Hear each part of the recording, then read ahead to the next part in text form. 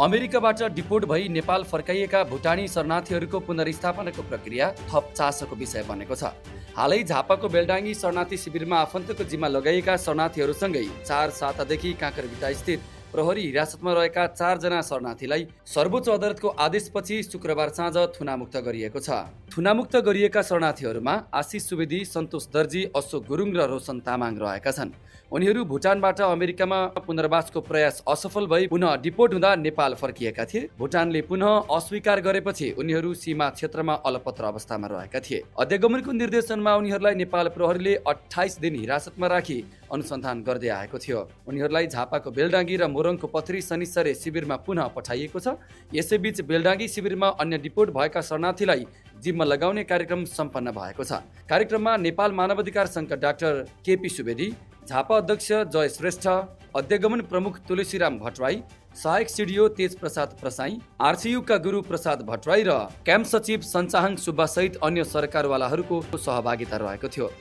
सञ्चाहाङले भने शरण दिनु ठूलो कुरा हो, तर कुन हैसियतमा अधिकार दिन सकिन्छ भन्ने विषयमा अझै स्पष्ट छैन।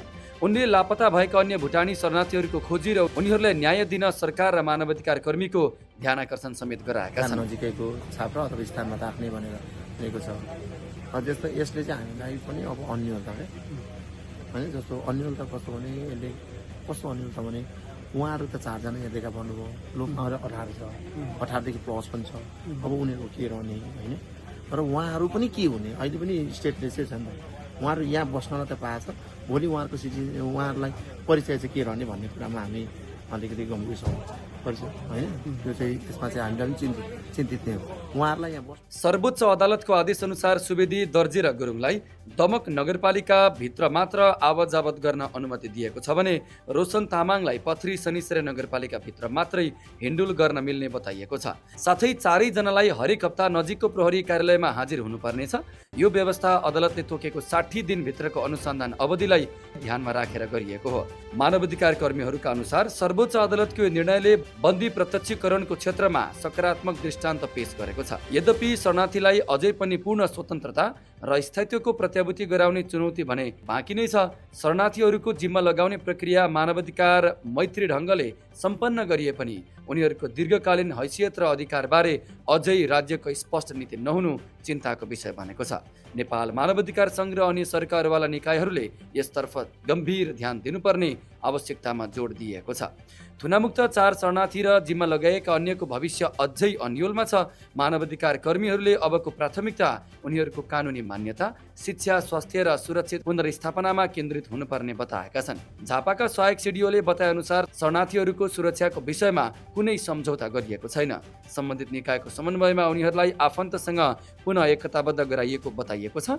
शरणार्थीहरूमाथि सामाजिक दबाव, आर्थिक अवस्था र भविष्यप्रति अनिश्चितताले उनीहरूको पुनर्स्थापनालाई जटिल बनाइरहेको छ। स्थानीय समुदाय र सरकारी संयन्त्रहरू बीच समन्वयको खाँचो अझै महसुस गरिएको छ।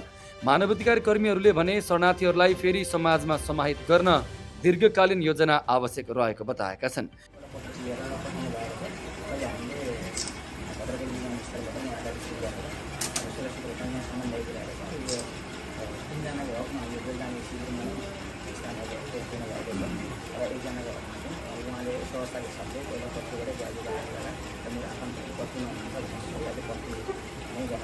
विशेष तामाङ सर हुनुहुन्छ, शिक्षक बोलाइदिनु होला, उहाँको मामा नाता बनाउँदो रहेछ र के कति बस्ने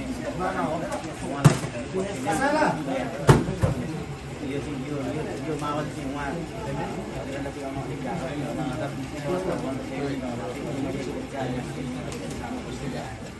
अहिलेको व्यवस्था तत्कालीन राहत मात्र रहेको उनीहरूको भनाइरहेको छ।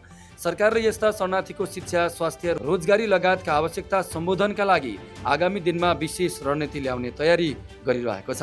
अमेरिका पुगेका तर कानुनी मान्यता नपाएका शरणार्थीहरूमध्ये केही अझै प्रक्रिया कुर्दै बसेका छन्। सर्वोच्च अदालतको यो आदेशले शरणार्थी अधिकारका पक्षमा आंशिक राहत त दिएको छ, तर शरणार्थीहरूको दीर्घकालीन सुरक्षाको सवाल अझै खुल्ला रहेको छ। यस घटनाले बन्दी प्रत्यक्षीकरण मात्र होइन, शरणार्थी नीतिमा सुधारको आवश्यकता पनि औल्याइएको छ। नेपाल सरकार र सम्बद्ध निकायहरूलाई अब मानवाधिकार र अन्तर्राष्ट्रिय सन्धिप्रति प्रतिबद्धता देखाउने अवसर प्राप्त भएको छ।